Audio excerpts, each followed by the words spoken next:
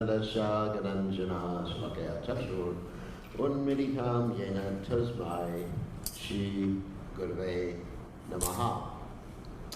So of course I offer my respectful obeisances unto the lotus feet of my spiritual master, His Divine Grace, A.C. Bhaktivedanta Swami Srila Prabhupada, who so kindly opened my eyes with the torchlight of knowledge while I was blinded in the darkness of ignorance. And I came across Srila Prabhupada in 1971, actually physically. And then before that, hearing from Prabhupada on the radio in 1968 or 69, pretty good. That means that's before any of you here in this room were born. So, in any case, let's talk about initiation. What is initiation? And usually we talk about the 10 offenses, but I'll get to that a little later. Ooh. Oh my God, that's a mad mobile phone offense. Is it broken? No, it's left the wrong part of the moment I had it on its stronger. Okay. Oh my God. So anyway, so let's talk about what it means to be a devotee of Krishna, what the Krishna conscious movement is. And I'm going to use a little bit of a metaphor in this regard. The metaphor is of a travel agency. Now, of course, there used to be a lot more travel agencies before you could do things on the internet. Now everybody's their own travel agent. But originally, they had this thing called travel agencies. You'd go there and you book a ticket to a particular location, and of course you pay your price. And so the Krishna consciousness movement is more or less like that. It's a travel agency. So what do I mean by travel agency? Because by the process of Krishna consciousness, we can assure,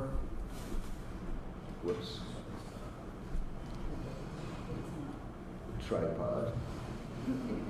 So we can assure someone's better destination in the next life. The problem without that we have without Krishna consciousness is the destination that people have will be determined by their karma. Actually, two things, to be precise. The karma and their desire. Karma is something like the money you got to spend, and desire is how you want to spend it. I'll give you a practical example. Let's say you want to buy a car, and you really want a fast car, but you don't have a lot of money. You're in trouble. So anyway, so probably you got to get a motorcycle instead of a car, because you won't have enough money for the car. But if you have a lot of money and you want a fast car, you probably get a Maserati or Lamborghini or something like that. For those of you who know what I'm talking about. So two things determine what car you're going to buy, what house you're going to buy, what computer you're going to buy, practically anything you're going to buy. So we're actually saving up for the next life.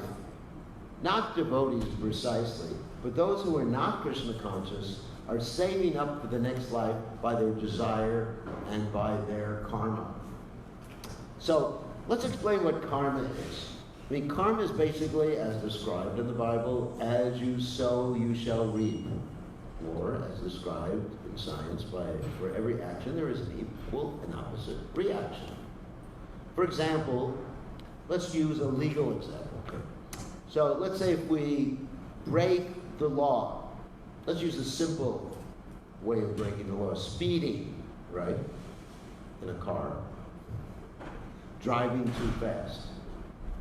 So what happens if you get caught, if you're not using Waze? You know what a Waze is? Waze is an app whereby you can determine where the police are. So if you're not using an app on your phone that tells you where the police are, and you get caught, guess what? Several things can happen. One thing is if you're going really fast, you lose your license. If you're going middle fast, then you get a lot of points and your insurance goes up. If you're just going a little fast, then maybe they will let you off if you beg them to let you off. But in any case, there's a law. You can say, I didn't know about the law. I didn't know it was illegal to speed. But you're still responsible. So there are laws in the government, and there are laws of nature. There's laws of the material energy. For example, the law of gravity. You can believe in it or not believe in it. But when you jump, let's say, I'm not going to do this, but let's say if I jumped off the balcony here. I don't believe in the law of gravity. You know, sometimes when we were young, we would watch these cartoons where some character would just like run off a cliff, and because he wasn't aware that he ran off a cliff, he kept running in the air. Did you ever see something like that? Doesn't work like that. Whether you believe that you're in the air or don't believe you're in the air, you fall down because there's the law of gravity. And of course, we know that the Supreme Personality of Godhead, with his assistants, have written all these different laws. And there's also laws of karma. There's things that are right or wrong. Let's not even use the word right or wrong. There are things that give a certain type of reaction, and there are other things that give a different type of reaction. There's things that give a good reaction, get a good birth, and things that give a bad reaction. You get a bad birth, and you may be born as a cockroach. If you're really bad, or as a... I mean, just give you one example of karma. Let's say, now this may not be politically correct, but let's say you're someone who performs abortions. Nowadays, of course, they'll probably get kicked out of the country for talking like this. But anyway, let's say you're a doctor who performs abortions. So what happens, according to the law of God, not according to someone's sentiment. No, that's not a question. God is not interested in political correctness. According to the law of God, then any abortion you did in this lifetime, guess what? You will get aborted. You won't see the light of day for as many abortions as you committed. Simple. Simple thing. That's a simple thing. So that's just one example. So that's karma. And so there's many verses in the Bhagavad Gita that talk about this, such as in the 8th chapter, Yam yam papi smaran bhavam yajatayanti kalerum tam tam vivaiti kontiya siddhata bhava bhavata. Whatever you're thinking of the time of death, that's what happens according to your karma. So anyway, it's karma. So what do I mean when we talk about the Christian consciousness movement or taking initiation having something to do with a travel agency and going to a different destination? Well, one who takes up God consciousness, and is God conscious in any religion, following the laws of God, this is not sectarian, is no longer under the laws of karma. Krishna actually says this in the Gita. He says, Sarva dharmam parityajya mamikam sharanam vraja aham tvam sarvakapayibhyo mokshayashyami nasucha. Is our Sanskrit expert. So that if we give our lives, there's the word sharanam, which means basically to give your heart, to give your life. I mean, it means many things. Of course, generally it's translated as the word surrender, but that word is kind of frightening. You know, you surrender. Oh my God. I remember when I was young, sometimes young boys would twist the arm behind the back of one other young boy, and they would say uncle. That was their name. That was the word for surrender in the old days. Say uncle. Some of you may remember that. So the word surrender is kind of harsh, but let's say giving your heart, surrender, sharanam means to go with one's heart. So one who actually gives themselves to God in any religion, following their particular rules and regulations, then they're no longer under the law of karma. So what does that mean practically? That means in the next life, their life will be very fortunate in several different ways. Okay, let's say they give themselves 100% to God. That takes some time. It's not like from one day to another you would give yourself 100% to God. Krishna in the Gita says, Abonam janmanamante gyanavamam prabhajate vasudeva salamikti salamahadva. After many births, it may take Or another verse is Manushanam Sahasreshu Kaschidya PCA Yatatama Bisatam Kaschidya. Out of many, many people, perhaps one is looking for perfection. Out of many of those who are looking for perfection, hardly one knows me in truth. So it takes time. Anything good takes time. Just like we're building this hall over there. Originally it was supposed to be ready, I think, December or something like that. And it's taking more time. And it's going to be finished, God willing, knock on whatever. It's going to be finished by Balaram's appearance day. Hopefully we'll have the opening by Balaram's appearance. But everything takes time. We want some quick and easy way to become God conscious, but it doesn't work like that. It means working at becoming God conscious. But even if you don't reach perfection in this life, then Krishna Conscious Travel Agency sends you to a better place. What do I mean by better place? Okay. If you're a little Krishna conscious, a little, very little, then you get to go to Swarga. Swarga means what? Heavenly planets. Where there's the Indra and all these nice guys. And then after that, you take birth on the Earth planet in a rich family. That sounds good. But the reason for taking birth in a rich family is that you'll have time for Krishna consciousness. You won't be like thinking, where's money and where's food, where's clothes and stuff like that. So there is an advantage. At least a well-to-do family. It doesn't have to be a family with mega bucks. So there's advantages. And if you're more Krishna conscious, really Krishna conscious, and you don't quite make it to perfection, then you take birth in a family of transcendentalists. Pretty good. And we have several young people here who have taken birth in a family of transcendentalists. Not me. I took birth in a rich family, so you know where I was before. Anyway, so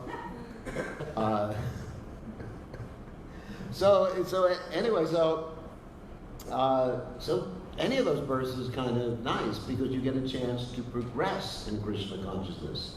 As Krishna says in the Gita, what's that verse? Swapam apyasya dharmasya trayataya mahato bhayat. I haven't learned the one yet. Okay.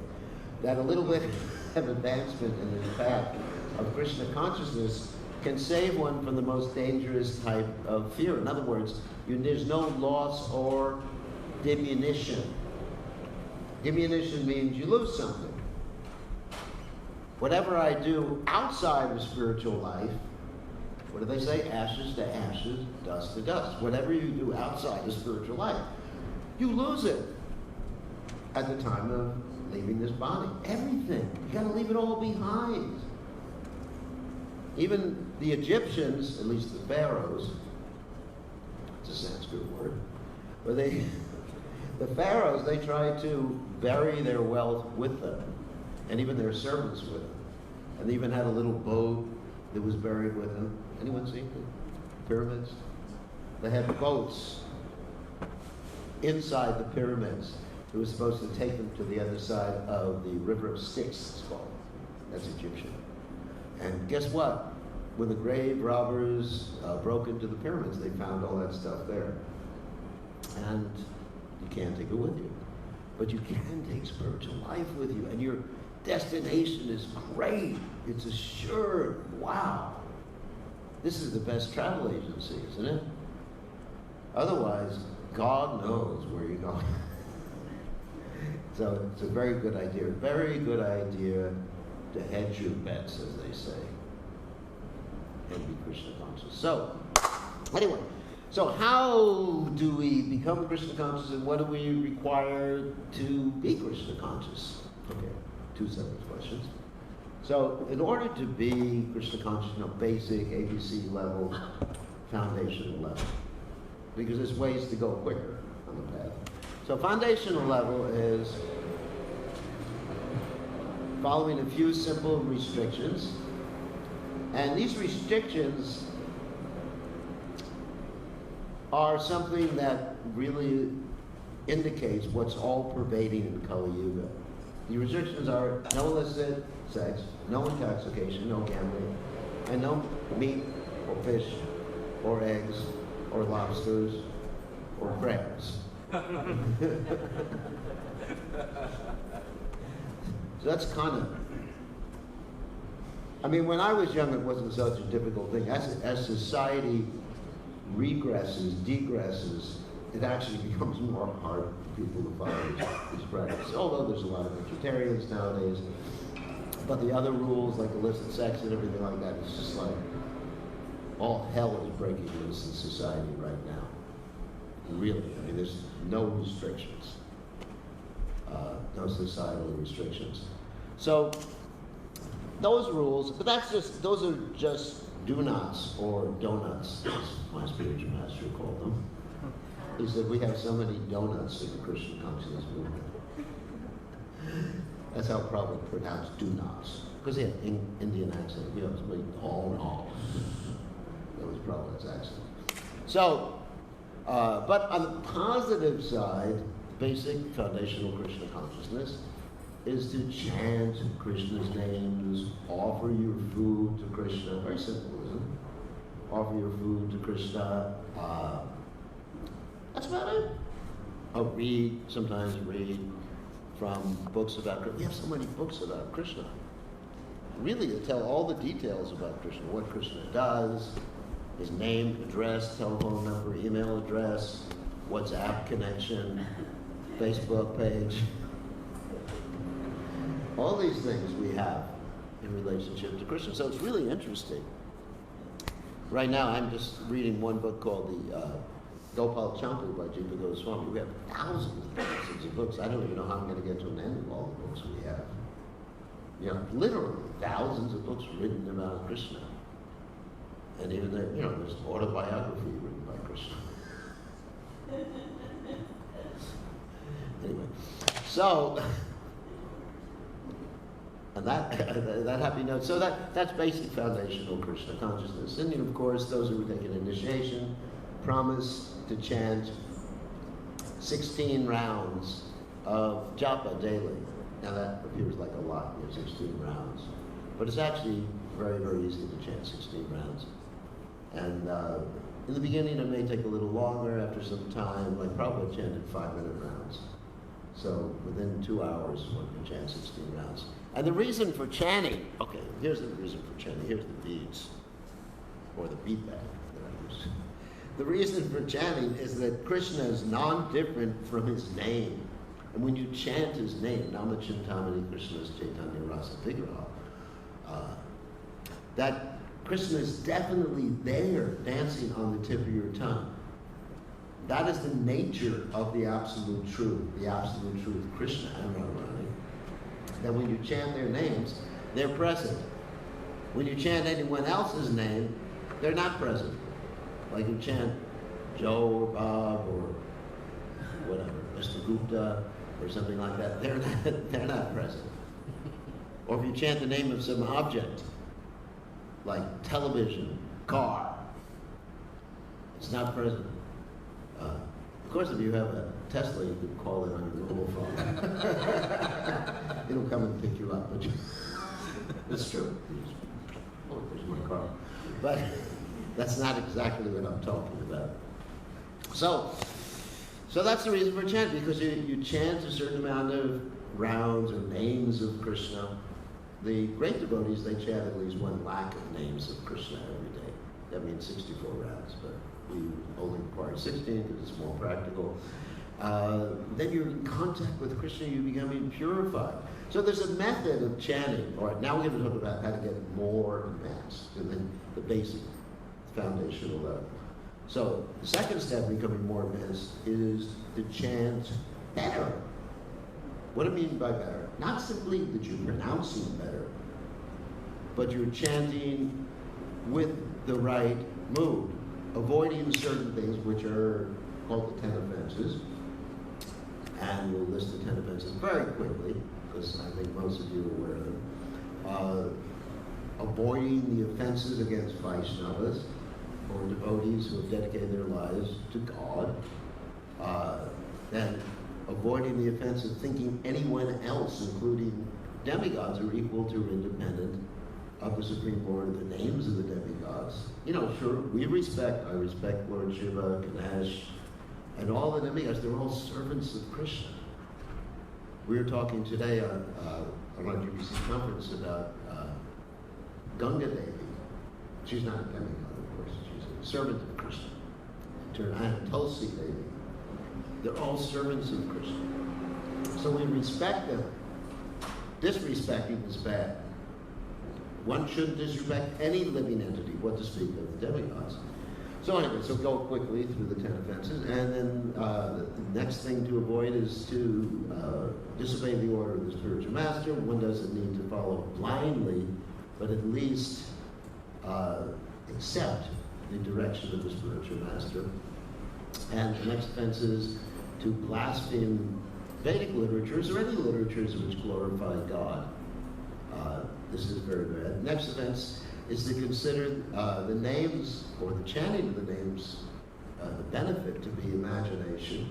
And the next offense is to give some interpretation that is not bona fide on God's names, like saying, you know, when you chant God's names, the reason you feel so good is you're getting alpha waves or beta waves or gamma rays, not gamma rays. That wouldn't be right. You know, anyway, and you're looking at your EKG. Hey, my EKG gets really cool when I chant the holy name. Just like I have a portable EKG. That's what happens when you get old. So, you know, oh my God, that's really good. Hare Krishna, Hare Krishna. No, that's not chanting. And the next offense is to commit sins on the strength of chanting, because by chanting you get free of all the karma, which I mentioned before, bad karma, good karma, boss, God. So then you just think, what, I get rid of all the karma, and I can do anything I want, let all hell break loose and chant the holy names. Fantastic. It's just like confession, you know. So you can think, oh, this is better than Catholicism. I can confess every morning. You understand? Instead of just waiting once a week on Sunday to confess, you just go, oh, I will sin. Okay, Hare Krishna, Krishna Krishna, Hare Hare. Hare Ram, Jai. Back to my real life. So it doesn't work like that. That's an offense. And the next offense is to consider the chanting to be like a ritual that people do. I mean, we have different rituals, which are not bad. We may dress in a certain way. We may greet people in a certain way, namaste, or high five. That's a ritual. It is a ritual. High five. And in different cultures, there's different rituals. So there's rituals, there's spiritual rituals, which are good. Not bad. But the chanting of Hare Krishna stands above and beyond anything you could possibly do, including this fire sacrifice, because it is complete connection, Golokera, Premadana, Harinam, Sankirtan, complete connection to the spiritual world and God, Krishna, the most attractive person.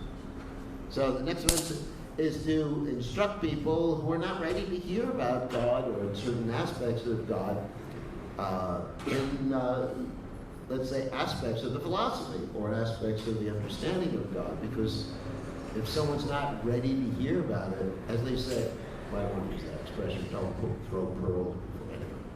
That's offensive. Anyway, so we don't want to explain something to someone when they're not ready to hear. Just like if you go to the university, you have some basic preliminary courses that you take before you're ready for more advanced courses, right? I remember I went to the university, and, you know, first you have to learn basic mathematics. Of course, I already do it. But anyway, so basic, you know, algebra, multidimensional algebra, and then you can get into understanding how to derive Einstein's theory of relativity, which we did at the university. So, anyway, there's different stages of understanding. So, and the last offense is to not have complete faith in the chanting and to not try to get rid of some offenses. Maintain material attachments. It's not offensive to be materially attached. Everybody is. Welcome to the material world. It's an offense to try to increase those material attachments. And then all these offenses are surrounded by the main problem, which is inattentive chanting. Okay, so that's the negatives. So on the positive side, if one, let's say, chants with the right mood, let's forget about the 10 offenses for a second. Don't forget about it for a second. Chants with the right mood, that means studying precisely Lord Chaitanya's 8 prayers, the Shikshashtaka. And you should find different prayers that resonate with your heart and chant in that mood, like Ayananda Tanuja Kinkaram Patitam Mam Vishame Paguro. O son of Nanda Maharaj, I'm your eternal servant, but somehow or other I've fallen into this horrible ocean of birth and death. Please fix me up as one of the atoms at your lotus feet. So that's one prayer. There's other prayers too. So you study their prayers, or you may study prayers of different acharyas. Like this Bhaktivinoda Thakur. Here, some prayers. Let's see if I can make a reference here. Oh yeah, let's say Narottam Das Thakur. Oh Lord Hari, I've wasted my life, although I have taken this rare human birth. I have not served Radha and Krishna, and thus I have knowingly drunk poison. So that's the mood. You can chant in that mood. Oh my God, I wasted so much time. Hare Krishna, Hare Krishna. That's called lolly of intense anchoring. So that's the second level of making a lot of advancement, going quickly to your destination. And then there's the third level. The third level is, once you've imbibed the understanding of Krishna consciousness, that's called basic training, just like we're in the army. I was explaining that to Serena the other day. This is the time for basic training. You're in the army now, you're not behind your plow. You'll never get rich, digging a ditch. You know that song? You're in the army now. So anyways, it's a time for basic training. Just like when I first took up Krishna consciousness fully, 1971, we had basic training. And it was a lot tougher than basic training nowadays. And I was one of Mother Krishna Priya's basic trainers too, and she'll tell you some things that would make hair stand on end. But now, of course, with age comes kinder and gentler behavior. So there's basic training in Krishna consciousness, and very simple, training in philosophy. Just like we're going to give some assignments to study and stuff like that. So it's basic. Not something tough, difficult assignments and tests. And like, oh my God. So then let's go to the next step above that. The next step is we really want to go on the quick path back to absolute, pure, 100% devotional service. The method is that we share Krishna consciousness with others. Like, the interesting thing about Krishna consciousness is the more you share, the more you have. It's different than money. The more money you share, the less you have. Just like I was talking to one of my disciples, it's in a different country, and there was one temple that wanted to borrow money from him. And I said, to lend is to lose. I said, you got to be ready to live without that money. And he said, I am. So I said, okay, go ahead, but get a lawyer to draft out the agreement. Anyway, so, but with Krishna consciousness, the more you give, the more you understand, the more deeper your realizations are. Because we're actually interested in not just gyan, but vijnana. Gyan means, just like rote learning.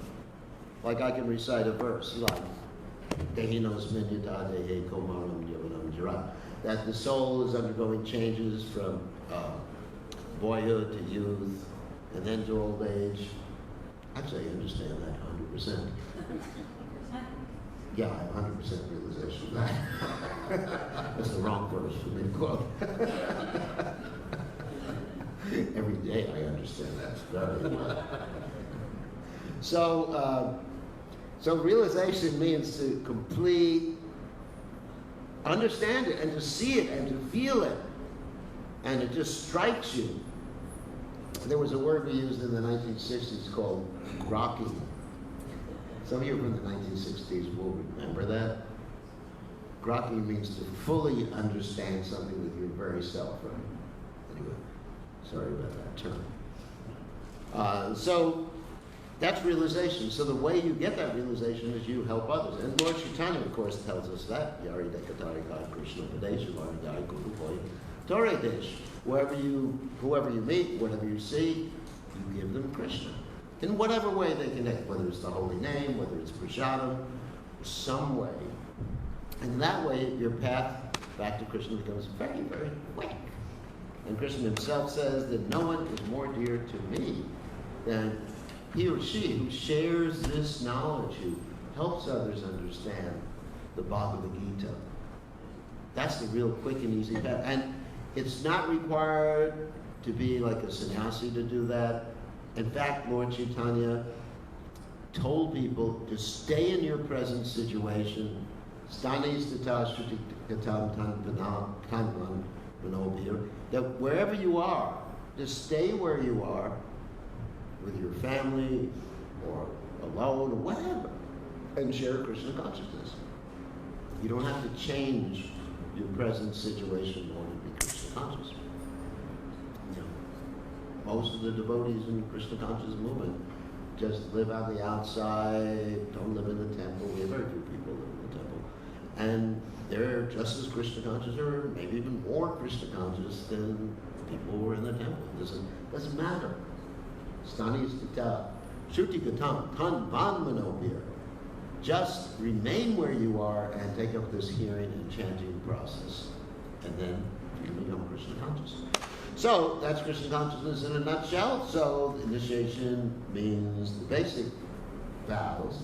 And of course there's a second initiation, which hopefully Serena will do in some time in the future. Gotta be patient here. After she studies all the books of the Goswamis, memorizes the whole Bhagavad Gita backwards and forwards. No, not really, this is a joke. And so anyway, it's progressing. So we're very happy that Serena's taken up Krishna consciousness and her mother is here. And what do they say? The apple doesn't fall far from the tree. Well, she's not an apple, it's not a tree. But anyway, give the example. Like mother, like daughter. So, anyway, so now is the time for you to get your name. Right. Ready? And so the process for doing that is become a pure devotee. No, process is to offer basically the deities are closed, but offer obeisances to Prabhupada, the deities, and then to my not so humble self, and then we'll ask you some questions. All right? Yeah, go ahead. Does she have neck beads on? Her new neck beads? Why don't you put the new neck? We got to put the new neck beads on now.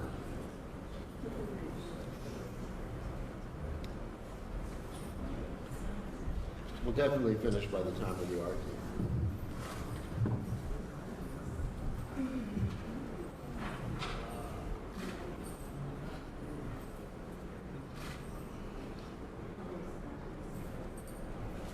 She's definitely Krishna West. No? No? Oh my God. What about Adi Purusha? Is he Krishna West?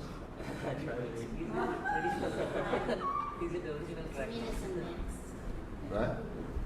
Oh, I got a mala too.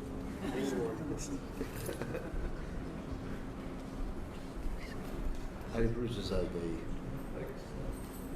hidden.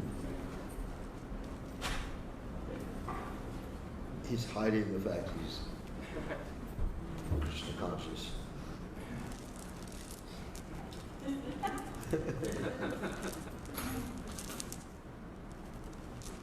Hopefully no one's listening to this. Oh my God. There goes Cambridge. So, okay, you ready? So, what are the 4 regular principles? 4 regular principles are no meat, fish, or egg eating, no intoxication, no illicit sex, and no gambling. That's very good. And how many rounds do you chant every day? 18. 18? 16 minimum. Oh, sorry, 16 minimum. And more on Ekadasi is nice if you get a chance to. Usually on Ekadasi, if I'm not engaged in doing other things, I chant 64 rounds, but whatever. Don't be too fanatic. You know, you gotta be careful. Don't be too fanatic. Just be regulated. Don't eat too much. Don't eat too little. Don't sleep too much. Don't sleep too little. Be regulated. With Jahada Vihara, as Krishna says in the Gita. Okay. You can get the beads with your right hand. Here. I'm not one of these people who have like super long hands like Lord Chaitanya. So your name now, this is actually a special name, is, ready? Okay. No. Okay. Prabhupada did that. I was with Prabhupada one time, and someone reached out with the left hand. Prabhupada said, no. That was shocking for me. No, anyway, so your name now is Shruti Priya Radha Devi Dasi.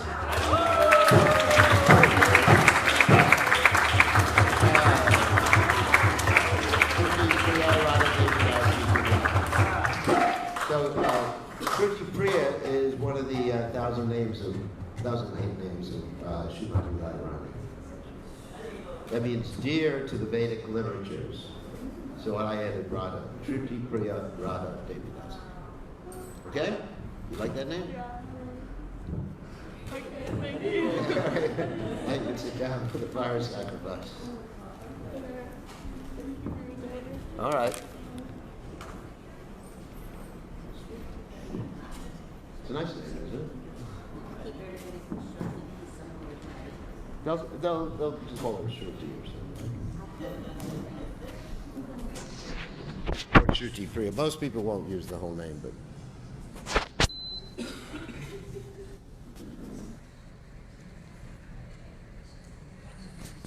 Okay, and so actually we're gonna have some chanting while he's preparing things. Someone can. Are you ready to start right now, or? I'm ready to start right now. Oh, you got to build the fire though. Yes. So maybe someone can lead a little kirtan while you're. Okay.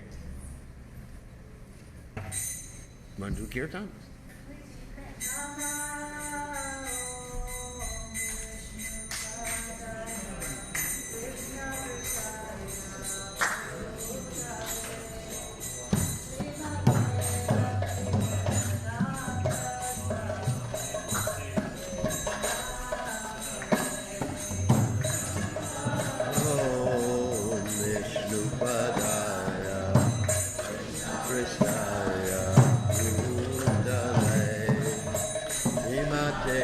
Bhakti